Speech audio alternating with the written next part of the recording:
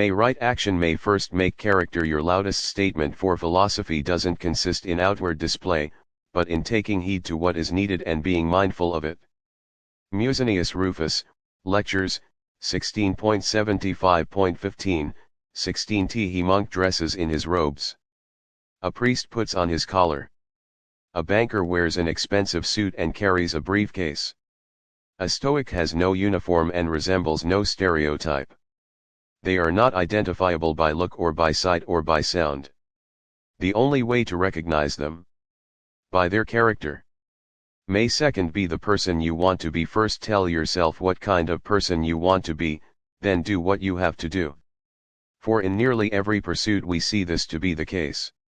Those in athletic pursuit first choose the sport they want, and then do that work. Epictetus, Discourses, 3.23.1, 2a. An archer is highly unlikely to hit a target she did not aim for. The same goes for you, whatever your target. You are certain to miss the target if you don't bother to draw back and fire. Our perceptions and principles guide us in the selection of what we want, but ultimately our actions determine whether we get there or not. So yes, spend some time, real, uninterrupted time, thinking about what's important to you, what your priorities are. Then, work toward that and forsake all the others. It's not enough to wish and hope. One must act, and act right. May 3rd. Show, not tell, what you know. Those who receive the bare theories immediately want to spew them, as an upset stomach does its food. First digest your theories and you won't throw them up. Otherwise they will be raw, spoiled, and not nourishing. After you've digested them, show us the changes in your reasoned choices, just like the shoulders of gymnasts display their diet and training, and as the craft of artisans show in what they've learned. Epictetus, Discourses, 3.21.1, 3m. Many of the Stoic aphorisms are simple to remember and even sound smart when quoted. But that's not what philosophy is really about. The goal is to turn these words into works. As Musonius Rufus put it, the justification for philosophy is when one brings together sound teaching with sound conduct. Today, or anytime, when you catch yourself wanting to condescendingly drop some knowledge that you have, grab it and ask, would I be better saying words or letting my actions and choices illustrate that knowledge for me? May 4th. What's truly impressive? How much better is it to be known for doing well by many than for living extravagantly? How much more worthy than spending on sticks and stones is it to spend on people? Musonius Rufus, Lectures, 19.91.26, 28t. Think of all you know about the lifestyles of the rich and the famous. That so-and-so bought a home for so many millions. That so-and-so travels with their own barber. That so-and-so owns a pet tiger or an elephant. The exact same gossip and notoriety was popular in Roman times. Certain Romans were known for the thousands of sesterces they spent on their koi ponds. Others were notorious for orgiastic parties and sumptuous feasts. The works of Roman poets such as Juvenal and Martial abound with tidbits about these types. The conspicuously wealthy earn and ultimately get what they want out of spending, their reputation. But what an empty one. Is it really that impressive to spend, spend, spend? Given the funds, who wouldn't be able to do that? Marcus Aurelius courageously sold off some of the imperial furnishings to pay down war debts. More recently, José Mujica, the former president of Uruguay, stood out for giving 90% of his presidential salary to charity and driving a 25-year-old car. Who can do stuff like that? Not everyone. So who's the more impressive? May 5th. You are the project. The raw material for the work of a good and excellent person is their own guiding reason. The body is that of the doctor and the physical trainer, and the farm the farmers. Epictetus, Discourses, 3.3.1. Professionals don't have to justify spending time training or practicing their work. It's what they do, and practice is how they get good at it. The raw materials vary from career to career, just as the locations and duration vary depending on the person and the profession. But the one constant is the working of those materials, the gradual improvements and proficiency. According to the Stoics, your mind is the asset that must be worked on most and understood best.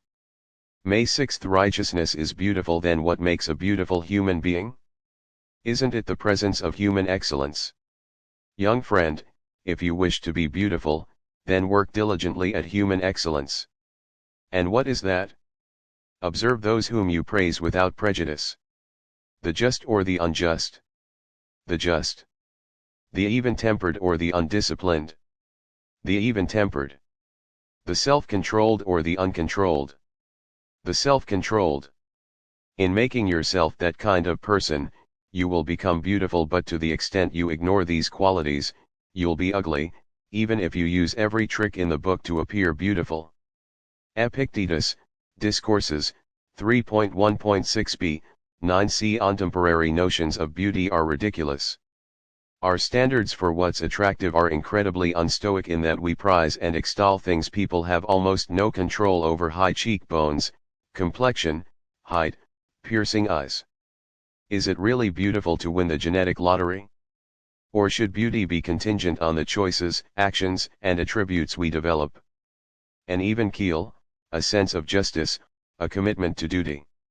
These are beautiful traits, and they go much deeper than appearances. Today, you can choose to be without prejudice, to act with justice, to keep an even keel, to be in control of yourself even when that means dedication and sacrifice. If that's not beautiful, what is?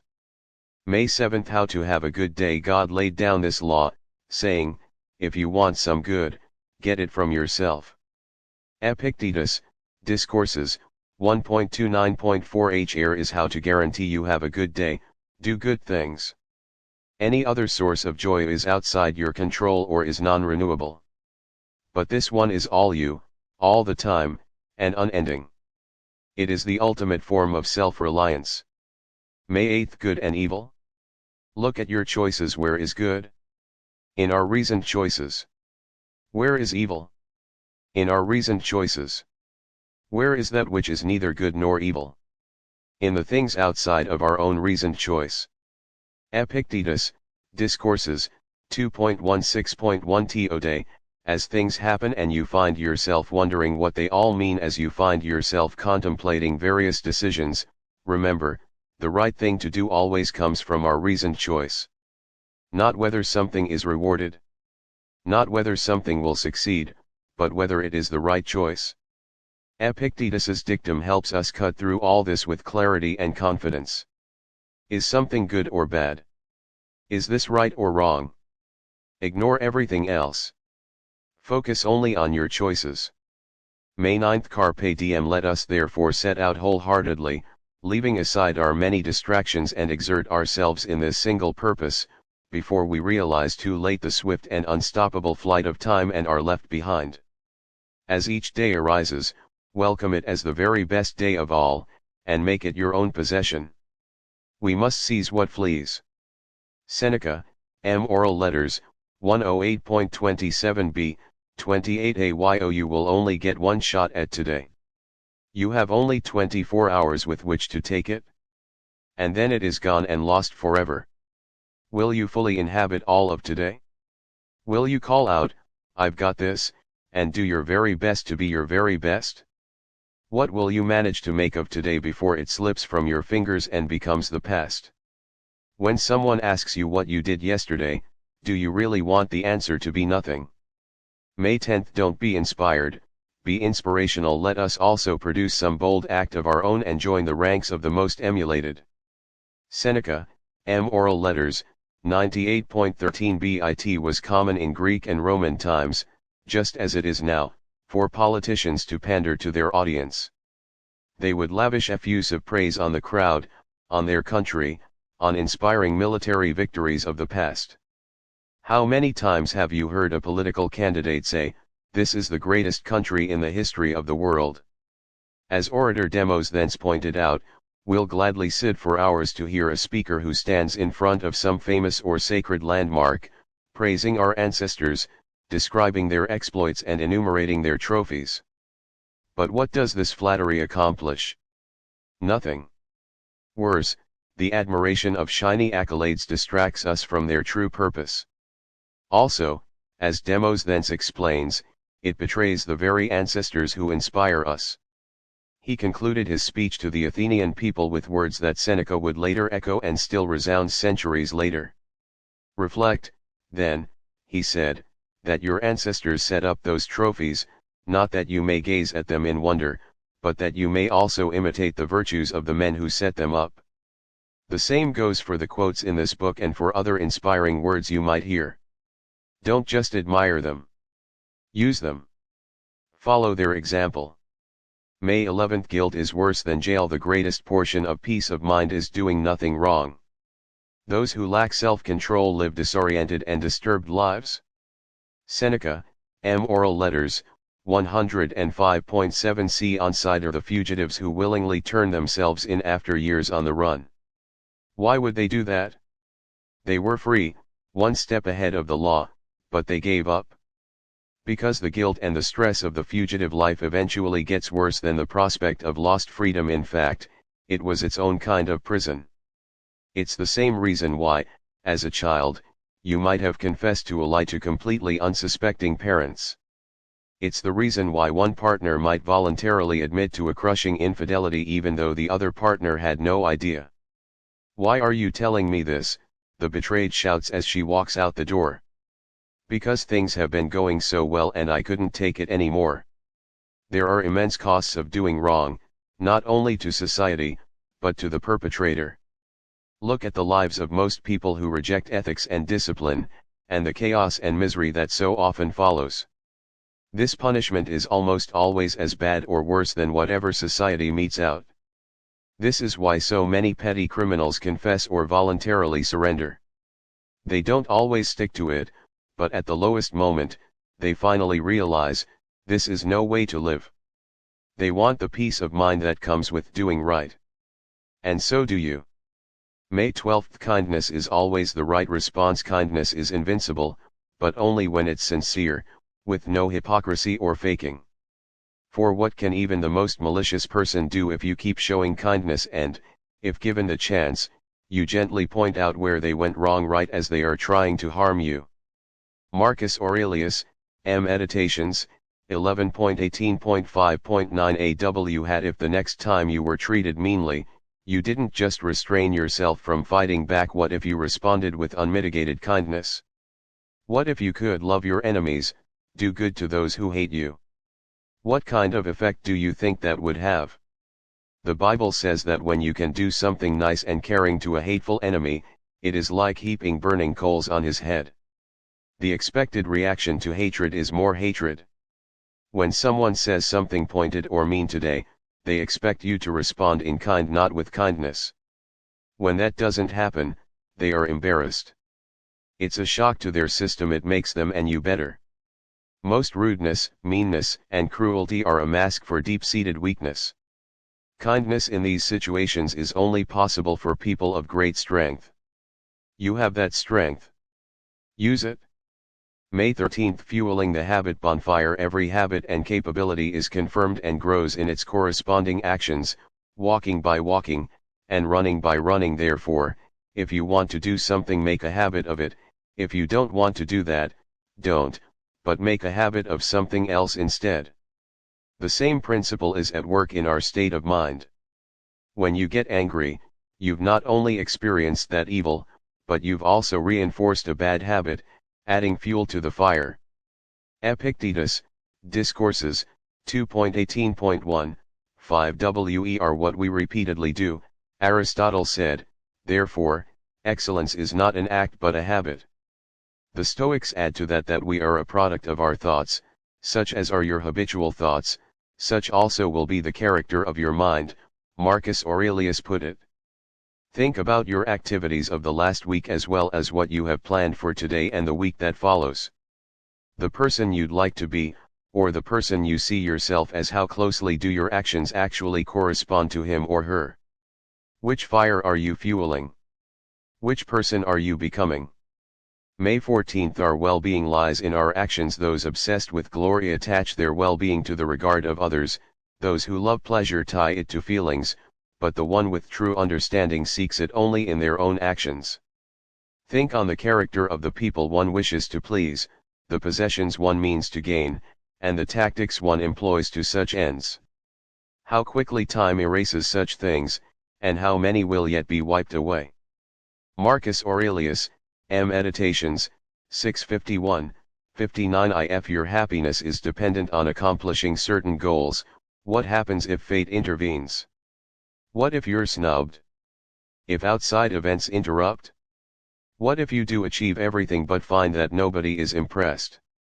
That's the problem with letting your happiness be determined by things you can't control. It's an insane risk. If an actor focuses on the public reception to a project, whether critics like it or whether it's a hit, they will be constantly disappointed and hurt. But if they love their performance and put everything they have into making it the best that they're capable of, they will always find satisfaction in their job. Like them, we should take pleasure from our actions in taking the right actions rather than the results that come from them. Our ambition should not be to win, then, but to play with our full effort. Our intention is not to be thanked or recognized, but to help and to do what we think is right. Our focus is not on what happens to us but on how we respond. In this, we will always find contentment and resilience. May 15th. Count your blessings. Don't set your mind on things you don't possess as if they were yours, but count the blessings you actually possess and think how much you would desire them if they weren't already yours. But watch yourself, that you don't value these things to the point of being troubled if you should lose them. Marcus Aurelius, Meditations, 7.27. We regularly covet what other people have.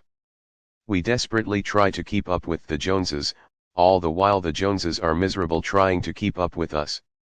It would be funny if it weren't so sad. So today, stop trying to get what other people have. Fight your urge to gather and hoard. That's not the right way to live and act. Appreciate and take advantage of what you already do have, and let that attitude guide your actions.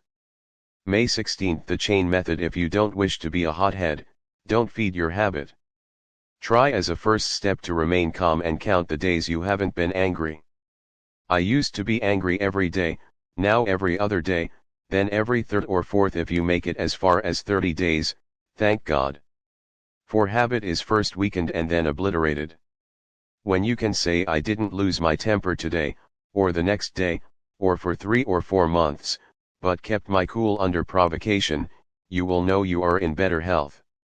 Epictetus, Discourses, 2.18.11b, 14t. Comedian Jerry Seinfeld once gave a young comic named Brad Isaac some advice about how to write and create material. Keep a calendar, he told him, and each day that you write jokes, put an X. Soon enough, you get a chain going, and then your job is to simply not break the chain. Success becomes a matter of momentum. Once you get a little, it's easier to keep it going. Whereas Seinfeld used the chain method to build a positive habit, Epictetus was saying that it can also be used to eliminate a negative one. It's not all that different than taking sobriety one day at a time. Start with one day doing whatever it is, be it managing your temper or wandering eyes or procrastination. Then do the same the following day and the day after that. Build a chain and then work not to break it.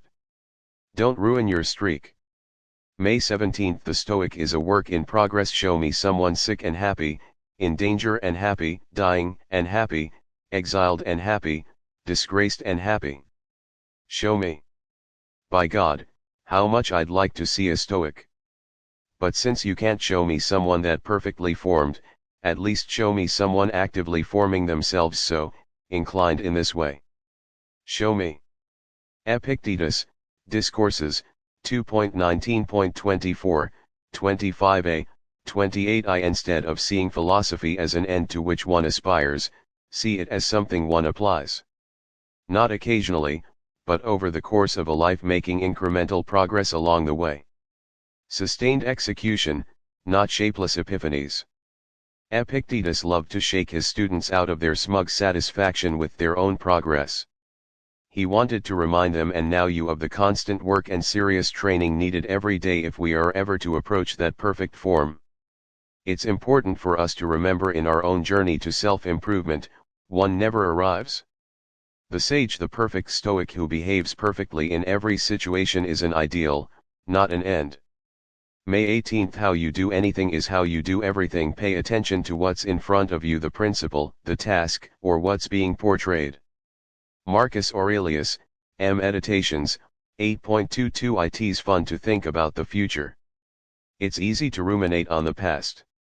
It's harder to put that energy into what's in front of us right at this moment, especially if it's something we don't want to do. We think, this is just a job, it isn't who I am. It doesn't matter. But it does matter. Who knows, it might be the last thing you ever do. Here lies Dave, buried alive under a mountain of unfinished business. There is an old saying, how you do anything is how you do everything. It's true. How you handle today is how you'll handle every day. How you handle this minute is how you'll handle every minute. May 19th. Learn, practice, train. That's why the philosophers warn us not to be satisfied with mere learning, but to add practice and then training. For as time passes we forget what we learned and end up doing the opposite, and hold opinions the opposite of what we should. Epictetus, Discourses, 2.9.13, 14. Very few people can simply watch an instructional video or hear something explained and then know, backward and forward, how to do it. Most of us actually have to do something several times in order to truly learn. One of the hallmarks of the martial arts, military training, and athletic training of almost any kind is the hours upon hours upon hours of monotonous practice. An athlete at the highest level will train for years to perform movements that can last mere seconds or less. The 2-minute drill, how to escape from a chokehold, the perfect jumper. Simply knowing isn't enough. It must be absorbed into the muscles and the body. It must become part of us. Or we risk losing it the second that we experience stress or difficulty. It is true with philosophical principles as well. You can't just hear something once and expect to rely on it when the world is crashing down around us. Remember, Marcus Aurelius wasn't writing his meditations for other people. He was actively meditating for himself. Even as a successful, wise, and experienced man, he was until the last days of his life practicing and training himself to do the right thing. Like a black belt, he was still showing up to the dojo every day to roll. Like a professional athlete, he still showed up to practice each week even though others probably thought it was unnecessary. May 20th. Quality over quantity. What's the point of having countless books and libraries, whose titles could hardly be read through in a lifetime? The learner is not taught, but burdened by the sheer volume, and it's better to plant the seeds of a few authors than to be scattered about by many. Seneca, On Tranquility of Mind, 9.4. Here is no prize for having read the most books before you die. Even if you were the most dedicated reader in the world, a book a day, even your collection would probably never be bigger than a small branch library. You'll never even come close to matching what's stored in the servers at Google Books or keep up with the hundreds of thousands of new titles published on Amazon each year. What if, when it came to your reading and learning, you prioritized quality over quantity? What if you read the few great books deeply instead of briefly skimming all the new books? Your shelves might be emptier, but your brain and your life would be fuller. May 21st. What kind of boxer are you? But what is philosophy? Doesn't it simply mean preparing ourselves for what may come? Don't you understand that really amounts to saying that if I would so prepare myself to endure, then let anything happen that will? Otherwise, it would be like the boxer exiting the ring because he took some punches. Actually, you can leave the boxing ring without consequence, but what advantage would come from abandoning the pursuit of wisdom? So, what should each of us say to every trial we face? This is what I've trained for this my discipline. Epictetus, Discourses, 3.10.6, 7. Stoics love to use boxing and wrestling metaphors the way we use baseball and football analogies today. This is probably because the sport of pankration, literally, all strength, but a purer form of mixed martial arts than one sees today in the UFC, was integral to boyhood and manhood in Greece and Rome. In fact, recent analysis has found instances of cauliflower ear, a common grappling injury, on Greek statues. The Stoics refer to fighting because it's what they knew. Seneca writes that unbruised prosperity is weak and easy to defeat in the ring, but a man who has been at constant feud with misfortunes acquires a skin calloused by suffering. This man, he says, fights all the way to the ground and never gives up. That's what Epictetus means too. What kind of boxer are you if you leave because you get hit? That's the nature of the sport. Is that going to stop you from continuing? May 22nd. Today is the day you get what you deserve. Instead of being a good person today, you choose instead to become one tomorrow. Marcus Aurelius, Meditations, 8.22. I don't complain about the lack of time. What little I have will go far enough. Today this day will achieve what no tomorrow will fail to speak about. I will lay siege to the gods and shake up the world. Seneca, Medea, 423 to 425. We almost always know what the right thing is. We know we should not get upset, that we shouldn't take this personally, that we should walk to the health food store instead of swinging by the drive-thru, that we need to sit down and focus for an hour. The tougher part is deciding to do it in a given moment. What stops us? The author Stephen Pressfield calls this force the resistance. As he put it in The War of Art, we don't tell ourselves, I'm never going to write my symphony.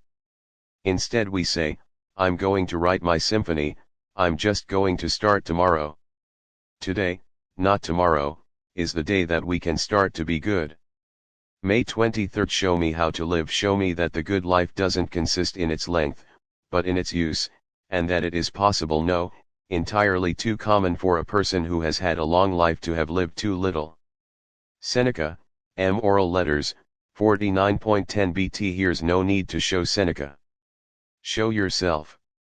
That no matter how many years you're ultimately given, your life can be clearly and earnestly said to have been a long and full one. We all know someone like that, someone we lost too early, but even now think, if I could do half of what they did, I'll consider my life well lived. The best way to get there is by focusing on what is here right now, on the task you have at hand, big or small.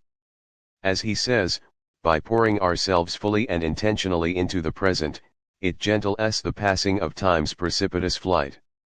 May 24th. Making your own good fortune. You say, good fortune used to meet you at every corner. But the fortunate person is the one who gives themselves a good fortune.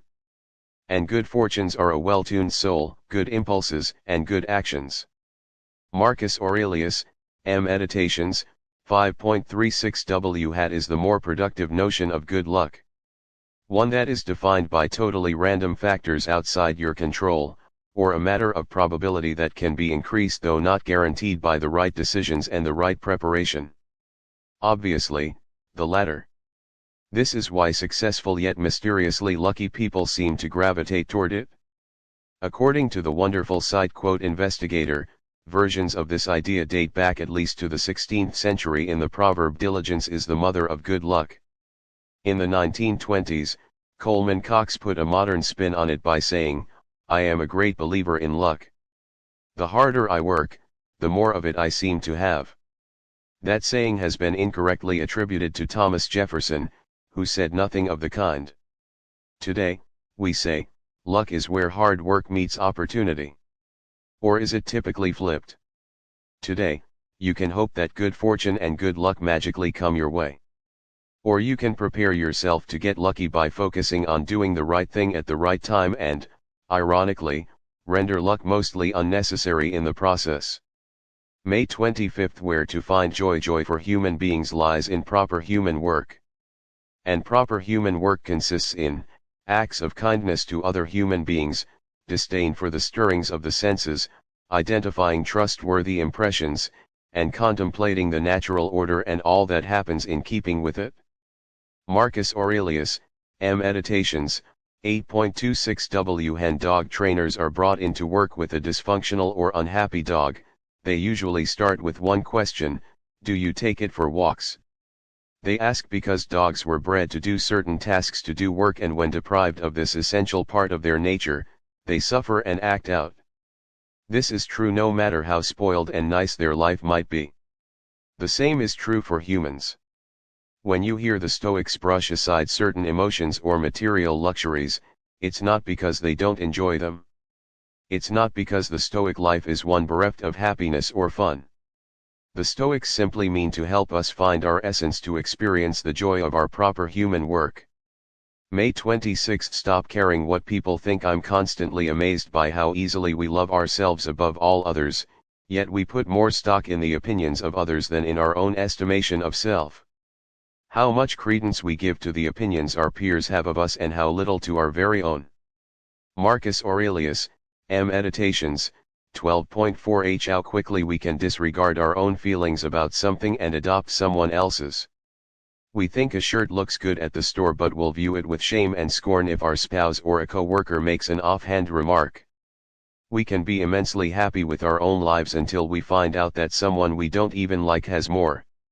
Or worse and more precariously, we don't feel good about our accomplishments or talents until some third party validates them. Like most Stoic exercises, this one attempts to teach us that although we control our own opinions, we don't control what other people think about us, least of all. For this reason, putting ourselves at the mercy of those opinions and trying to gain the approval of others are a dangerous endeavor. Don't spend much time thinking about what other people think. Think about what you think. Think instead about the results, about the impact, about whether it is the right thing to do. May 27. Sweat the small stuff. Well-being is realized by small steps, but is truly no small thing. Zeno, quoted in Diogenes Laertius, Lives of the Eminent Philosophers, July 1, 2016. He famous biographer Diogenes Laertius attributes this quote to Zeno but admits that it might have also been said by Socrates, meaning that it may be a quote of a quote of a quote. But does it really matter? Truth is truth. In this case, the truth is one we know well: the little things add up. Someone is a good person not because they say they are, but because they take good actions. One does not magically get one's act together. It is a matter of many individual choices. It's a matter of getting up at the right time, making your bed, resisting shortcuts, investing in yourself, doing your work. And make no mistake, while the individual action is small, its cumulative impact is not. Think about all the small choices that will roll themselves out in front of you today. Do you know which are the right way and which are the easy way? Choose the right way, and watch as all these little things add up toward transformation. May 28. The first two things before acting. The first thing to do: don't get worked up. For everything happens according to the nature of all things, and in a short time you'll be nobody and nowhere, even as the great emperors Hadrian and Augustus are now. The next thing to do: consider carefully the task at hand for what it is, while remembering that your purpose is to be a good human being. Get straight to doing what nature requires of you, and speak as you see most just and fitting, with kindness, modesty, and sincerity. Marcus Aurelius, Meditations, 8.5. Imagine, for a second, what Marcus's life as an emperor must have been like. He would preside over the Senate. He would lead the troops in battle, direct the grand strategy of the army as its highest commander. He would also hear appeals from citizens, from lawyers, from foreign governments. In other words, like most people in power, he was called on to make decisions, all day, every day, decision after decision. His formula for decision-making is a battle-tested method for doing and acting right, literally.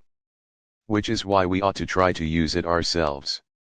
First, don't get upset because that will color your decision negatively and make it harder than it needs to be. Second, remember the purpose and principles you value most. Running potential actions through this filter will eliminate the bad choices and highlight the right ones. Don't get upset. Do the right thing. That's it. May 29. Work is therapy. Work nourishes noble minds. Seneca, Oral Letters, 31.5. Yo, you know that feeling you get when you haven't been to the gym in a few days? A bit doughy, irritable, claustrophobic, uncertain, Others get a similar feeling when they've been on vacation for too long or right after they first retire. The mind and the body are there to be used. They begin to turn on themselves when not put to some productive end. It's sad to think that this kind of frustration is an everyday reality for a lot of people. They leave so much of their potential unfulfilled because they have jobs where they don't really do much or because they have too much time on their hands. Worse is when we try to push these feelings away by buying things, going out, fighting, creating drama, indulging in the empty calories of existence instead of finding the real nourishment. The solution is simple and, thankfully, always right at hand. Get out there and work. May 30th. Working hard or hardly working. I can't call a person a hard worker just because I hear they read and write, even if working at it all night. Until I know what a person is working for, I can't deem them industrious. I can if the end they work for is their own ruling principle, having it be and remain in constant harmony with nature. Epictetus, Discourses, April 4, 41, 43. What are the chances that the busiest person you know is actually the most productive? We tend to associate busyness with goodness and believe that spending many hours at work should be rewarded. Instead, evaluate what you are doing, why you are doing it, and where accomplishing it will take you. If you don't have a good answer, then stop. May 31st. We have but one obligation. What is your vocation? To be a good person. Marcus Aurelius, Meditations, 11.5. He Stoics believed, above all else, that our job on this earth is to be a good human being. It is a basic duty, yet we are experts at coming up with excuses for avoiding it. To quote Belichick again, do your job.